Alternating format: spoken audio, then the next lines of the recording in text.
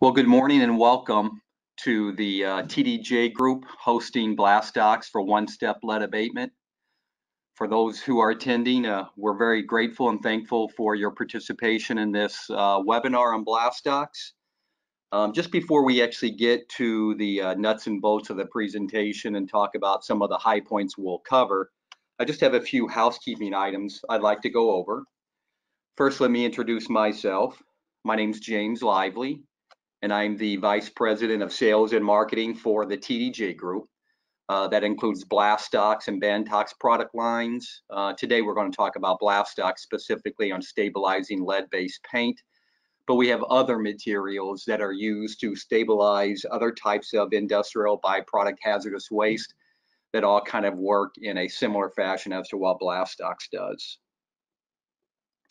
You'll note in the upper right-hand corner, you'll have a dialog box, and there's toward the bottom of it, I think it's the third bullet point from the bottom, you'll have an ability to submit questions. If you guys would, just know that I have you muted. When we have multiple people on a webinar like this, sometimes the background noises gets a little chaotic, so I do have you muted. If you click on the questions, it gives you an opportunity to submit a public or a private question. If you want the answer read to everyone back, and I would encourage that, because if you have a question, there's a good chance others have that same question. So post it as a public question. I'll read the question, then provide the answer publicly.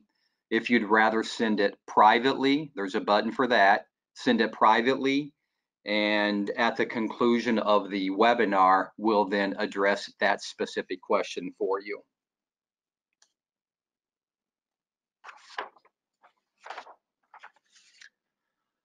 Well, without any further ado, we're going to go ahead and get started on Blastox for one-step lead abatement.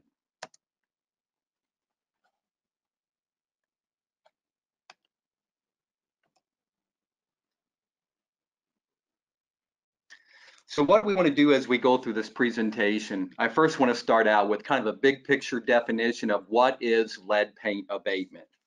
And then after we define what lead paint abatement is, we're then going to talk about some other lead abatement technologies as well. And toward the end of the presentation, we're going to do an economic evaluation between Blastox and spray applied technologies. We're also going to talk about some other specific activities that occur on lead abatement projects, in particular sampling, because it's very important to ensure you have a scientifically collected representative sample. We're also going to be talking about the stabilization reactions of Blastox, why long-term stability is important. We're going to talk about a couple different test methods, just to make sure you guys are familiar with the leach test versus the total metals test, because they have different implications. Then, as I said, we're going to wrap up with a discussion on what the economic benefits of Blastox relative to hazardous waste disposal, as well as the spray applied technologies would look like. So let's first go ahead and jump into lead paint abatement.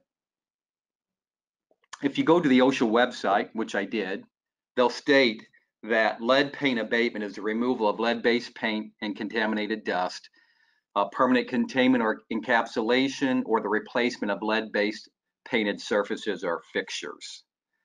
So that's lead paint abatement.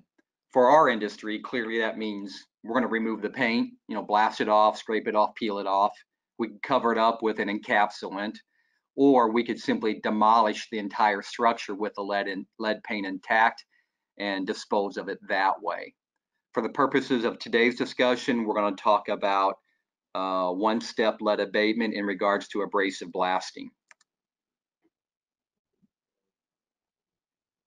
So if we have lead abatement defined by OSHA, if we wanted to define what one-step lead abatement is, what we would need to add to the OSHA definition is, in order for lead abatement, in my opinion at least, to be fully effective, you need to create a non-hazardous waste, eliminating the hazardous characteristic. So you take the OSHA definition and then you add to it to ensure the resultant waste is non-hazardous. Now we've got 2/3 of our definition. And then if we add to that, what I think is an important characteristic of while minimizing the number of steps, that implies minimizing the number of steps while we're doing the lead abatement. Putting all that together here, one-step lead abatement is abrasively blasting lead-based paint to ensure the resultant waste is non-hazardous while using a minimum number of steps. And again, that'll be important because what we've learned is one of the most important or most expensive components on the job site is your labor. So whatever you can do to minimize your labor is going to be an enhancement to your bottom line on that project. So what is Blastox? Chemically speaking, it's a calcium silicate. It has no crystalline silica in it, so there is no concern about silicosis, as there's no detectable levels of any of the compounds which would trigger silicosis. So it's a calcium silicate that also has a particle size distribution of -12 mesh to a +50 mesh. It's also important to note that it has a similar Mohs hardness to expendable abrasives. If you were to test it with the scratch test on the Mohs hardness scale, you'll get a pH of a Mohs hardness of about 6. Now, even though on the scratch basis it's as hard as the abrasive, it is designed to break down on impact of the steel. And the reason for that is if you left the Blastox particle larger, there would be less reactive surface area, and we would need more of it in the mix to be able to stabilize the lead. So by breaking down, you've increased the reactive surface area and therefore maximize your reactivity. The next slide is just a little snapshot of what Blastox looks like so that people can see that it is a granular material. You could use it as an abrasive material itself, but it would be very expensive. And because it's not quite as hard as a regular abrasive, it wouldn't have the exact same type of efficiency, but it is an abrasive and does not significantly take away from the blasting process. As you can see from the pile there, it is a coarse granular material. It's not a liquid that you need to apply to the surface of the steel, and it's not a material that you need to mix after blasting. Rather, it's material that's mixed ahead of time, pre-blended with the abrasive. So we've talked about chemically what Blastox is and what it looks like. An important question is, how much Blastox do I need to use? And this chart that we have here in front of us was pulled from Technical Bulletin 8 that you can find on our website, blastox.com or tdjgroup.com. It's got an explanation as well as this matrix. Moving from left to right, the first column, it's a type of steel substrate, steel, brick, or wood. Steel requires higher application rates than the softer substrates, obviously. And then moving left to right, we've got, if you're at 6 pounds per square foot or more, what the appropriate blend rate should be. So for steel, we normally see at least 6 pounds of abrasive per square foot. So the blend is 15%. If you did the math on that, which I have, that's actually 0.9 pounds of Blastox per square foot. Let's say you drop down to 4 pounds per square foot because you were blasting concrete. Well, according to this chart, in the middle, at 4 pounds per square foot for brick or concrete at 3 to 6 pounds as a range, you would need 20%. 20% of 4 pounds is 0.8 pounds of Blastox. So we're getting close to our number of 0.9 pounds. So as you can see, again, further moving right, when we get down to an application rate of less than 3 pounds, which we've had, we have to then increase the Blastox blend ratio to 30%. So we don't increase the Blastox blend ratio based upon the amount of lead. We've seen as much as 40% or 400,000 parts per million, and Blastox has been able to very successfully stabilize that. So the most important characteristic of using Blastox on the job site is making sure you've got the right add rate per your abrasive consumption, which you're going to know because you've calculated that during the bidding process of knowing what degree of cleanliness you're going to use and what your typical consumption rate of the abrasive that you normally use is. I'd also like to note that on Blastox projects, you must treat the project as though you would any other lead abatement project. We're not alchemists. We don't make the lead disappear. We simply convert it to a less soluble form, but the total amount of lead is still present, and it's still a danger. As a result, people use the same type of blasting equipment, same type of air dryers and moisture separators, which with Blastox, you want to make sure you have the air in your system as clean as possible, because if there's moisture in there, it could cause flowability issues. So you do want to make sure you give some housekeeping attention to that.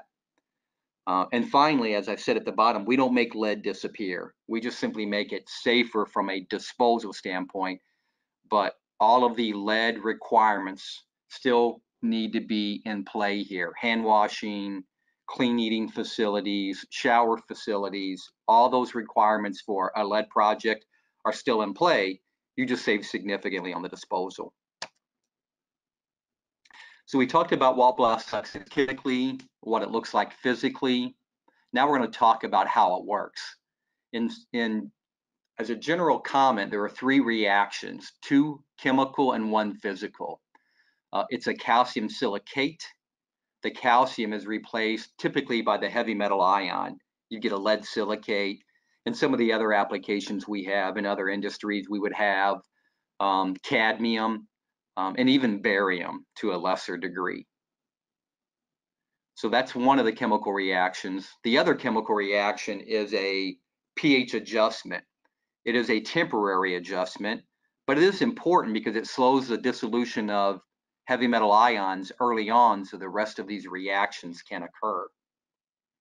And then finally, you also have encapsulation, which means it physically encapsulates the waste. If you can imagine putting a roll-off box in a landfill, and now that landfill is getting covered, and through precipitation or just decompositional reactions in the landfill, moisture is going to be present. When moisture comes into contact, the chemical reactions occur almost instantly, then the physical reactions occur over time. So after a period of time, you're going to get a crust on the outside of the waste that will grow.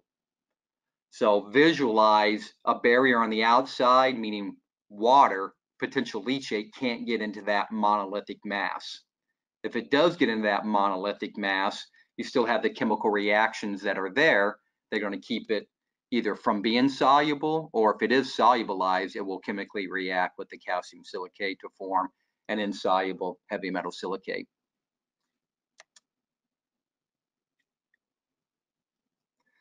Quickly, a little bit of chemistry here. The bar graph on the left is a low pH range that we're taking down to 5. Moving from left to right, we're going from a acidic material to a neutral material around 8 to a caustic material as we approach 13. The y-axis is a leach rate. The bars represent leach rate as a function of pH. And as you can see, with pHs less than neutral and pHs higher than neutral, that is pHs above 11 and pHs below 8, lead has a natural tendency to leach at high add rates. The fancy term that you can take back and talk within your office and impress some people perhaps is amphoteracy, A-M-P-H-O-T-E-R-A-C-Y.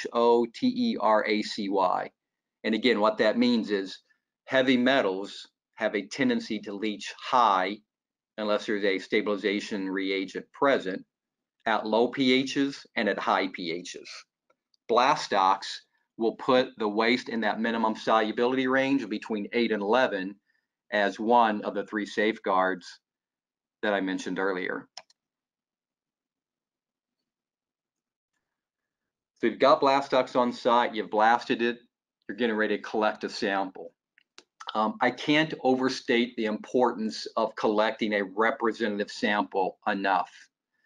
If you go to EPA's Solid Waste 846 manual, They'll say to obtain representative samples which exhibit average properties of the waste as a whole.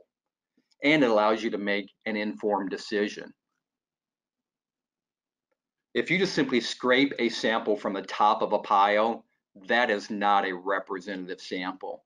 If it's not representative and you test it and you get a high TCOP test, you can make a really bad decision and cost your company a lot of money when you just simply didn't perform a representative sample. So we have our guidance on Technical Bulletin 1, which again is on our website at blastox.com. If you go to the upper left section, if we have time at the end of this, I'll do that for you. You'll have a drop-down menu for the products.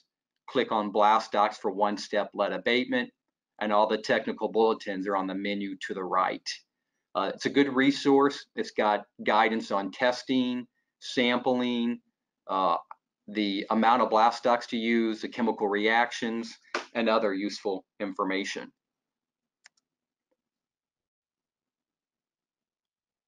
So now that we know it's critically important to collect a sample, let's just kind of run through a scenario there.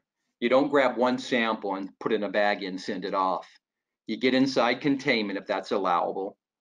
You go to different areas of your waste pile and you scoop down into it and get 8 to 10 samples, throwing all of them into a 5-gallon bucket or a container that you can mix.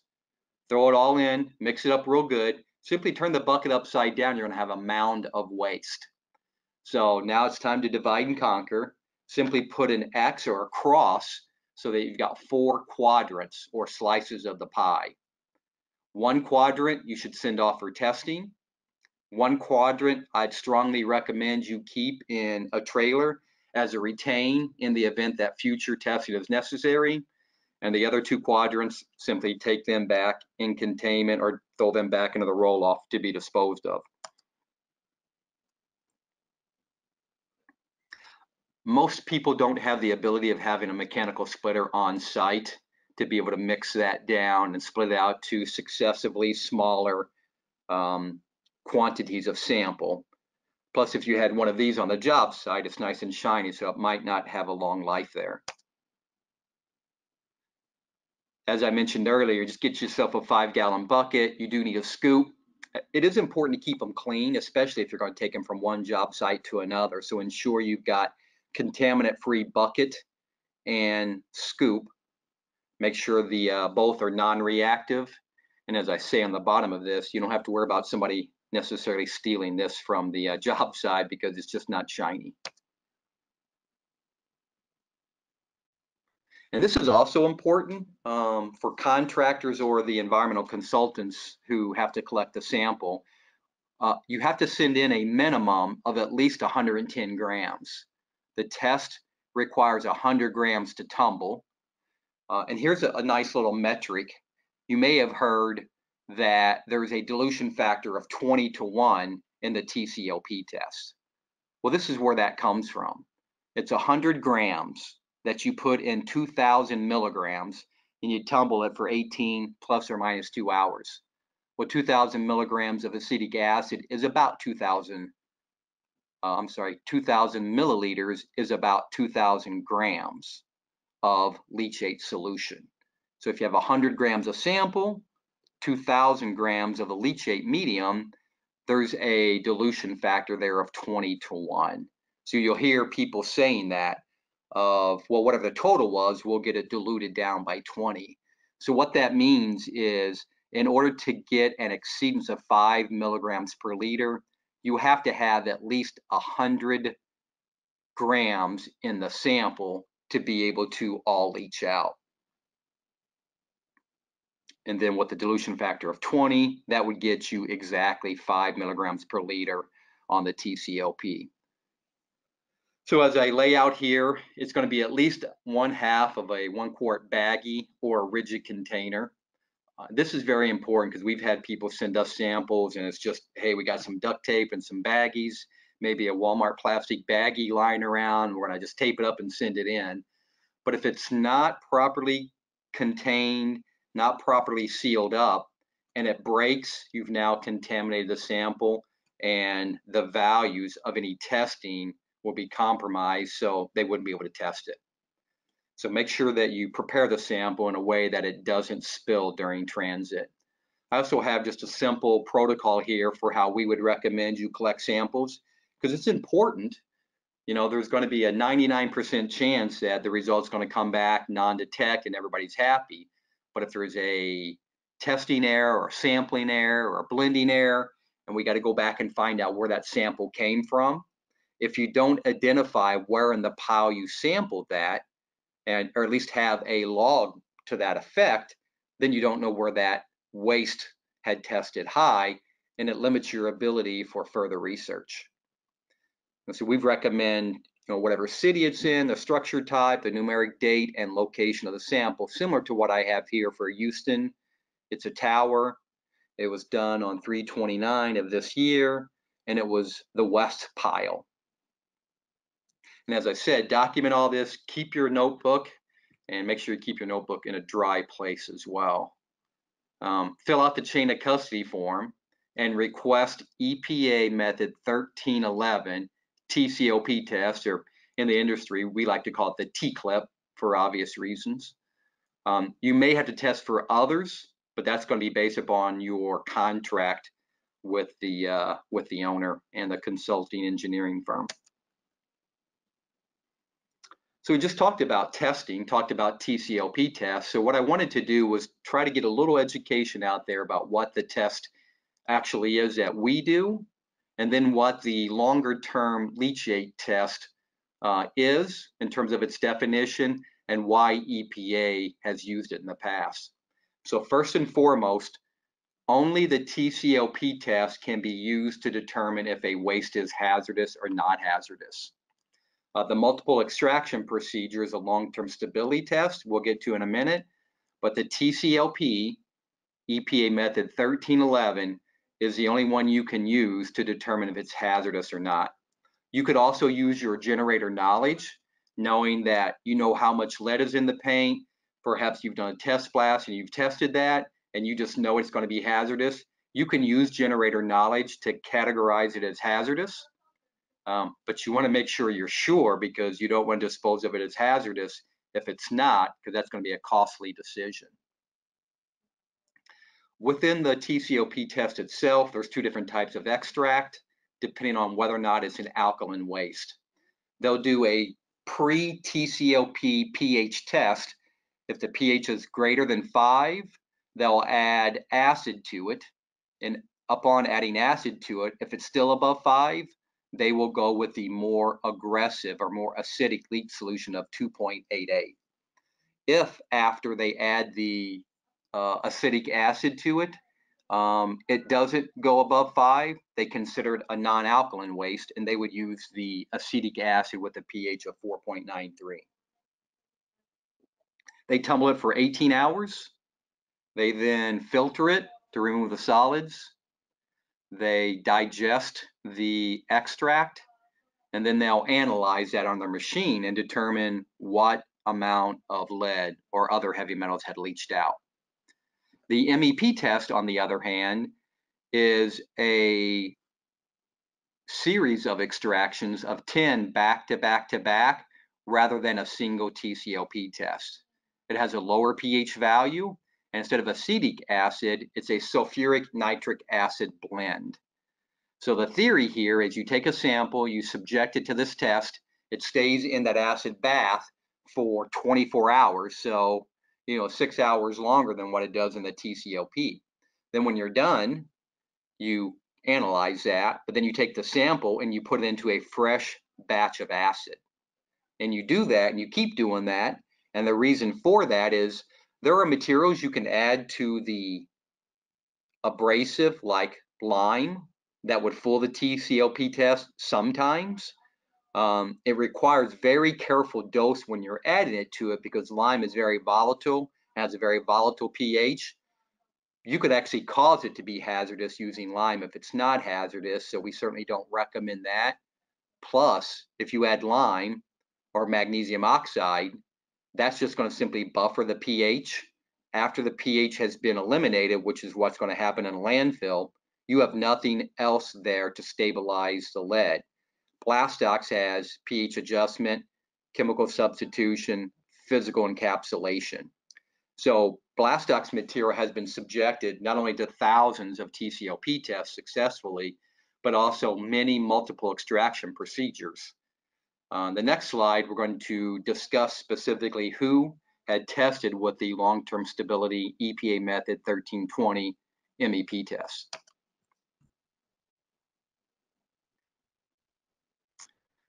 So the MEP test, as I mentioned earlier, was EPA's long-term stability protocol used to eliminate buffering capacity and, more importantly, determining how long will waste be stable.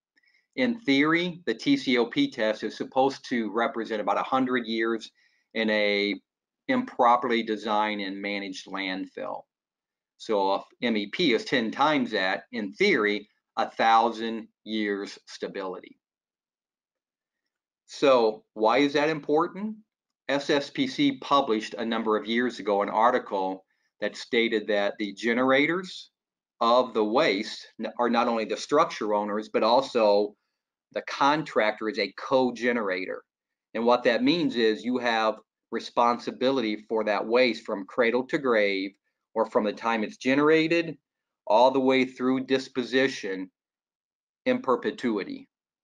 So you do have liability if you are a contractor, and as a result, you want to make sure you're using a technology that's creating a long-term stable waste. You've got assurances that you've got that with Blastox simply because we meet the definition of best demonstrated available technology for lead waste. You go to EPA's website, they'll have a definition there. Our silicate chemistry meets that definition. Meeting a definition is one way to comply. The other way is just to ensure that their performance through some test is up to par. As you can see here, we have a technical bulletin 6 titled Long-Term Stability Testing, which again can be found on our website. It's a summary of 3 independent comprehensive reports that EPA, Federal Highway, and the Department of Defense had done several years ago. And in each one, they've independently concluded that Blastox, by virtue of getting great results, had passed those tests. But not only did they pass it, each one of these agencies had concluded that Blastox is a long-term immobilization technology. We know federal government can endorse a specific product, but that's as good a stamp of approval as you'll get. So that's for leachability testing, or TCLP testing. Let's go ahead and migrate to total testing, just so we've got a little bit of a background on that. And total metal testing is just that. How much total metal is in the coating? It says nothing about what will leach out, and it also says nothing what would leach out of the spent abrasive, because if you just collected the paint chips and sent those in, you could get a very high TCOP reading. But keep in mind that when you send a sample of spent abrasive in, it's going to have about 96% abrasive and 4% of paint and other crap that you've pulled off of the substrate there. The 2 methods that are used are 6010B EPA method and the ASTM method. Frankly, I almost always see the EPA method being employed for total metals. As we say here, you can't really make a disposal decision on it.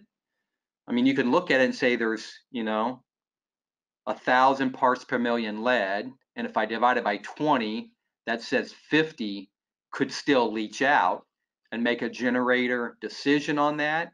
I think that would be foolish, because there's a good chance that lower level would be non-hazardous. What we've generally seen is if it's less than 1,000 parts per million, which is 10 times higher than the threshold of 100 milligrams per kilogram, that would be the number of lead that could be present if everything leached out to exceed the TCLP test. So we've just multiplied that by 10, and we've seen a lot of engineers have used that as a cutoff as well. But clearly the responsibility of determining if it's hazardous or not is up to the stakeholders involved in the contract. And quickly, here's a list of the RCRA 8. You'll hear that being thrown around. RCRA 8 metals. These are the most commonly discussed, stabilized, disposed of metals that EPA regulates. The two that we most commonly see are lead and chromium. Each have a leach rate of 5 as their threshold. Chromium is a different animal. We've got a different process for chromium because we've got the old hexavalent chromium, which is a redox required stabilization step, or reduction oxidation, or redox, in order to be able to sequester the solubility of the chromium. We've seen cadmium on rare occasions in a red coating. I think it was a mercadium sulfide on an anti-collision striping system they put on a water tower close to an airport. We've seen barium as well being present, and it was hazardous without our material in it. Blastox works very well for barium, cadmium, and lead by itself. Arsenic and selenium and chromium may need a different approach, but one that we can help you with. So I'm not going to spend a lot of time on this next slide, except to say, if you were to go out there after you've generated waste and you try to treat it yourself, you would get in trouble because you would be doing illegal treatment. So you're asking the question right now, well, why can't we use Blastox without a treatment permit? That's because we're using Blastox before a waste is generated. We mix it with the abrasive. The waste isn't generated until the paint is removed from the surface and hits the ground. So anything we do upstream from that is just a process modification. Also, the benefit of doing it up front and avoiding generating hazardous waste and having to treat it is your goal, if you will, is getting it under 5 milligrams per liter. If you produce hazardous waste and then want to treat it after the fact, you can. There's pretty significant reporting that you have to do. And now your value, as you can see from this last bullet point, is what they call UTS, or Universal Treatment Standards, is 0.75 milligrams per liter versus a TCOP of 5. So now you've got a more stringent requirement to meet, which means it could cost you money. Next couple slides. I'm going to disqualify my opinion a little bit on that. I am not a coatings expert, but what I can tell you is I've been with the company since 1994. We had done all of the accelerated testing on all the major coating types way back when. And as you can see from the accelerated weathering test, the alkyds, the acrylics, the vinyls, the epoxies, everything did really, really well, and it was recommended. Accelerated weathering tests are one thing to do. It's always better to get field data. So after a couple of years in service, we hired STM Kitty back in the day, and they went out, and every coating that they looked at, we tried to have them look at different structures and different service environments, different coating systems. The only thing that wasn't noted as being excellent was in a paper mill.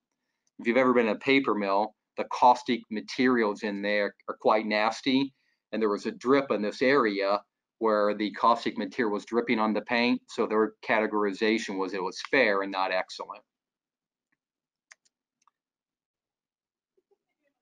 And keep in mind, we've blasted over 150 million square feet of lead-based paint.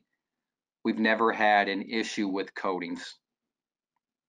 So that alone, I think, gives assurance that the question of coating really isn't a question because there's no compatibility there. I do want to mention when you're using Blastox, you should undertake the same type of post-blasting activities. If you blow down because you see visual dust, you need to blow down or brush it off or whatever means you use to remove that material. I also want to talk about the Blastox warranty registration because frankly, the other lead abatement products that are out there don't have one. So it's good to have a warranty. What that means is a company obviously is standing behind the product, and frankly, they know they're not going to have many issues with it. Otherwise, if you have a warranty and there's lots of problems with it, you're not in business after a period of time. So in order for you to invoke our registration or our warranty, we do need you to fill out a project registration form. We have it online at blastox.com. All you would need to do is before you start the work, in fact, before you order the abrasive, submit the form to TDJ, and then after we get that form, we've got one person who is designated the reviewer. They'll review the information, provide everything's compliant. You need to do nothing. If there is incomplete information, or what we're also looking at is the abrasive amount you're using relative to the square footage of paint to be abated, because we're wanting to make sure you're using the right blend based upon your application rate. So this helps to assure that we obviate any potential problems during the job by providing the information ahead of time so we can review and give you some feedback. The information is confidential. It stays in one room, and that person is responsible for maintaining that information. If there is a lack of compliance, you will be contacted by that person, and that person will explain to you what needs to be completed. If you correct that, the warranty will then be invoked. Okay, so we talked about what Blastox is and how it works. It's long-term stability. In fact, we have a warranty that the other products do not have. The next couple of slides are going to get in the heart of why you guys would be using Blastox, and frankly, why it's become a very successful product in the marketplace. So let me first just review the general categories of hazardous waste disposal versus non-hazardous waste disposal. And I have a specific project that we were working on, just happened to be down in Houston, Texas. And it allowed us to gather all the information from the contractors. So I think it's a pretty good comprehensive evaluation of what it would look like using Blastox in relative comparison to hazardous waste production or generation and disposal. Generally speaking, a national number for hazardous waste disposal is over $200 per ton. I've seen it slightly lower than that in certain areas, and I've seen it more than double that in others. So it is really a region-specific number. For non-haz waste, it's less fluctuating. In the Northeast, it tends to be $80 to $100 per ton, just due to some lack of adequate landfill capacity and such.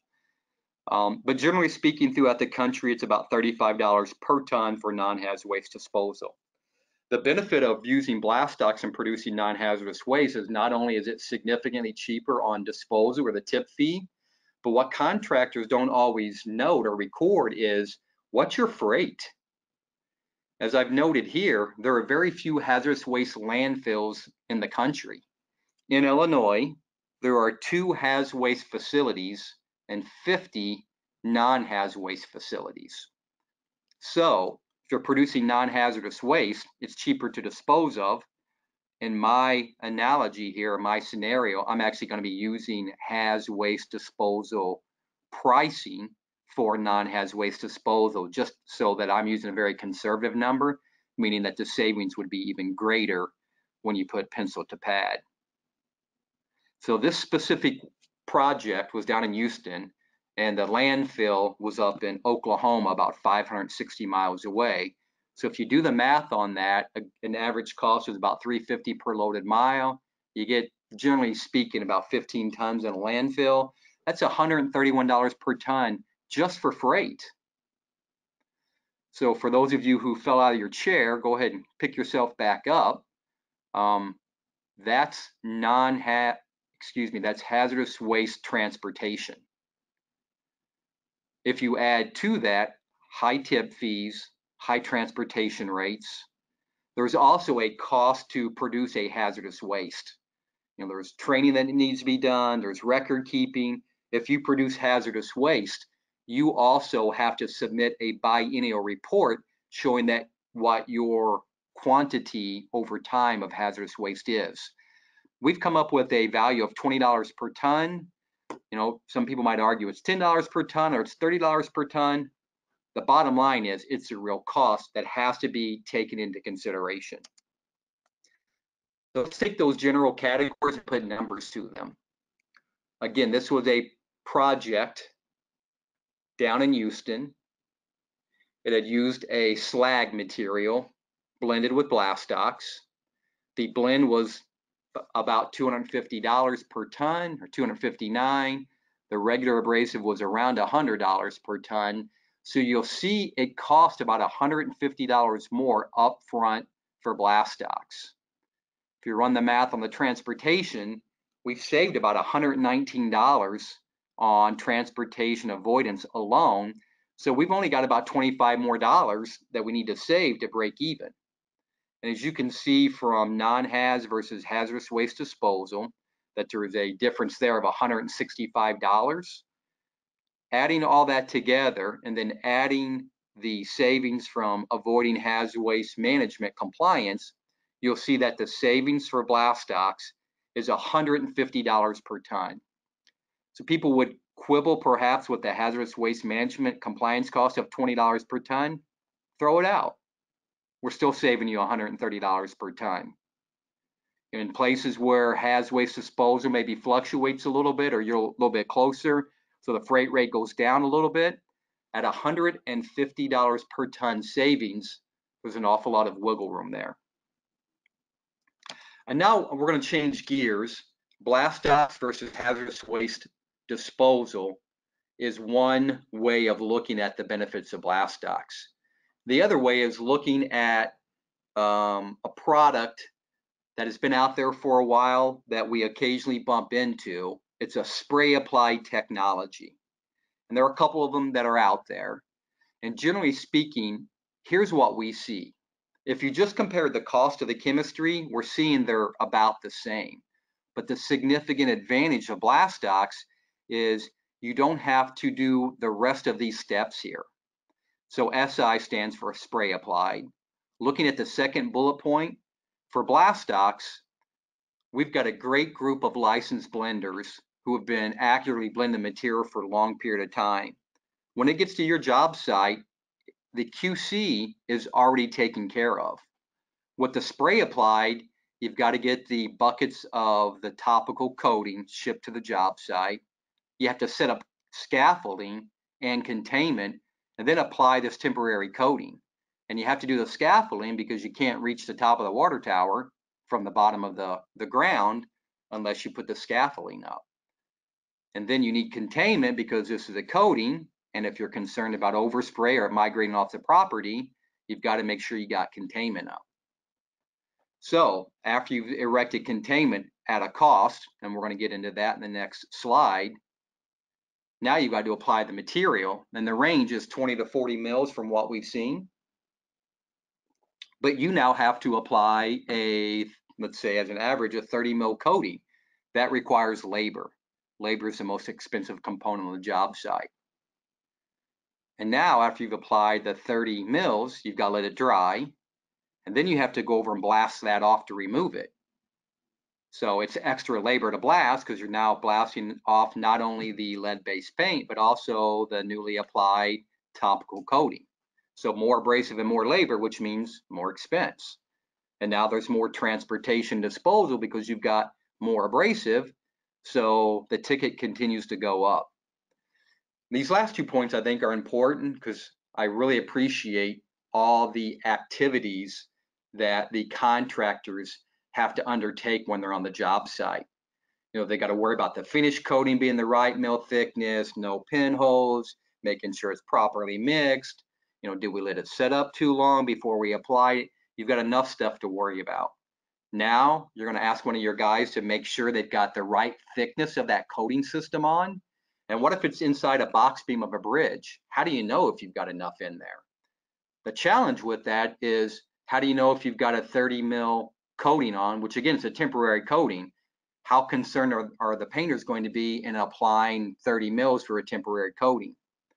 And if you don't assure you've got the right amount throughout, you could end up with hot spots, which means you now have hazardous waste.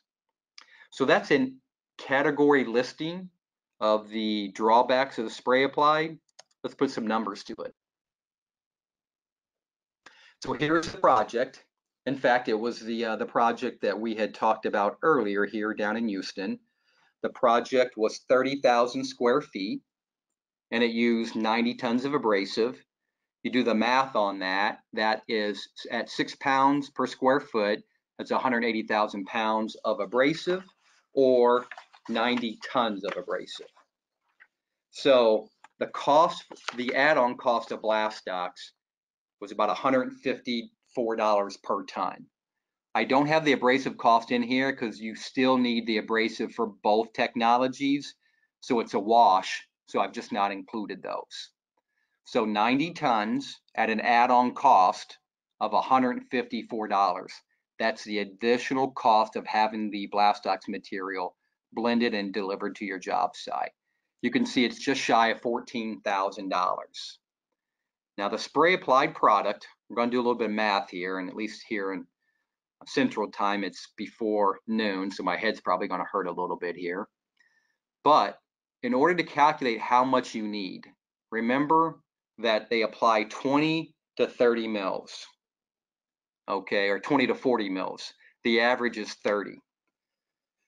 A standard in our industry is if you took a solid coating, I mean 100% solids, at a 1 mil thickness, you would get 1,604 square feet of coverage. So this coating is being applied at 30 mils. Divide 1,604 by 30 mils. That'll give us what our coverage is per square foot. So you take the 54 square feet per gallon and divide that into the 30,000 square feet, and we come up with 556 gallons of product at a price of $25 per gallon. And this, by the way, did not include delivery. I wasn't able to get that. So if you are looking at that, make sure you're looking at delivery cost. $154 per ton was delivered. We also know if you're applying a coating system, you're going to have some loss due to overspray and spillage. We've said a standard loss is 25%. You multiply 25% times 556 gallons. That's going to give you 139 gallons. Extending that out at $25 per gallon comes up with a total of $3,475. Let me back up. Blastox cost just shy of $14,000 for the chemical. The spray applied cost just shy of $14,000. So clearly they've assigned their price based upon what our price is in the marketplace. But what they haven't factored in is you've got all these additional steps and techniques you have to employ, which all come at a cost. So continuing on the line of those other things that add cost, you have to set up scaffolding as well as containment. An industry standard that contractors have given me is 10 cents per square feet. At 30,000 square feet, that's about $3,000. Again, is it 5 cents for you because your crew's just more efficient? Are they less efficient? It's 15 cents per square foot. Plug your own number in there, but it's a real cost. And now you have to apply it. The industry standard for applying a coating is 550 square feet per hour. You take the 550 square feet, divide that into the 30,000 square feet, and it takes 55 hours to apply it. At a cost of $42 per hour for your labor, we now have a cost, an additional cost of $2,300. So now let's look at the labor. If you are blasting 30,000 square feet and you're doing it at 200 square feet per hour, that's 150 hours to do the whole project. Well, now you got to remove an additional 30 mils of coating. So that's, we estimated that along with the contractors of being about 20%. So 20% of 150 hours would be 30 hours. At 42 hours, you can see the math is at $1,260. Well, it requires more labor because you need more abrasive to remove it, which is also 20%. You've used 90 tons of abrasive. Now this will be of straight abrasive, not Blastox blended. So it's at a cost of about $105 per ton. But if you buy it and use it, you also need to transport and dispose of it. So we've got that in there as well. The bottom line, the chemical cost of the two technologies are about the same. But when you look at the need to apply it, the costs now double.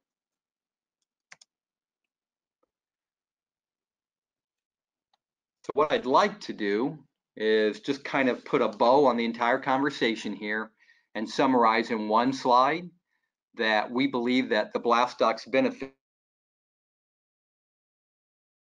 delivered to the job site pre-blended. You don't need to worry about the quality control of that. Our group of licensed blenders takes care of that for you, and they do a superb job at that. You don't need to apply the material, and more importantly, you don't need to paint the structure twice. Moving on, we know this is a long-term stable waste.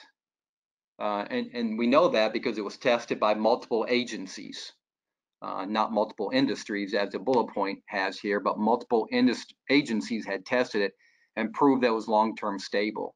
The TCOP test is your bright line test. That's what you need to do. However, it's good to understand long-term stability. Also know that Blastox is less expensive than hazardous waste, about $150 per ton. And it's also about half the cost of using the spray applied when you take into consideration the additional excessive steps required. We also offer a product warranty. To my knowledge, our competition doesn't. And finally, Blastox is compatible with all the coatings that were tested. And after 150 million square feet of blasting, there are no reported failures. So I think it's safe to say we're going to be in good shape with that.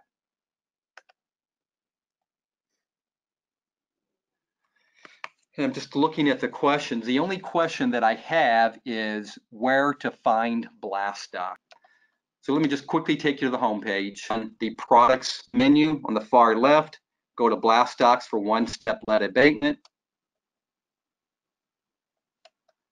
And what you'll note is it's got just a brief description of what Blastox is. Over on the right-hand side, we have technical bulletins. We've talked about waste sampling, talked about different types of testing.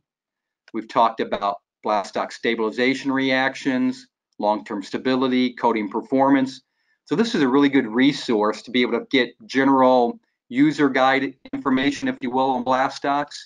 You'll also find that we have a warranty registration. If you click on the warranty registration button, and I will here, just to open it up, you'll see you can submit the data online. That gets submitted to us, and that will begin the process of registering your project so that you have a warranty that's in play.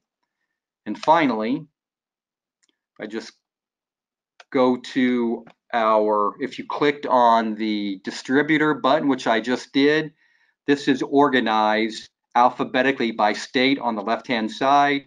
You go to what state we have available, and then you select the appropriate abrasive supplier that you normally do business with, who also provides Blastox. Then you give them a call direct, tell them what kind of abrasive you're looking for and the blend rate, which again tends to be an average of 15%, and they'll get you taken care of.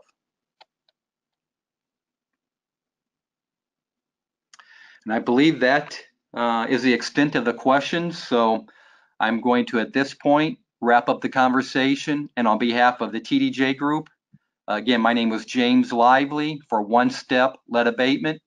We really appreciate you participating.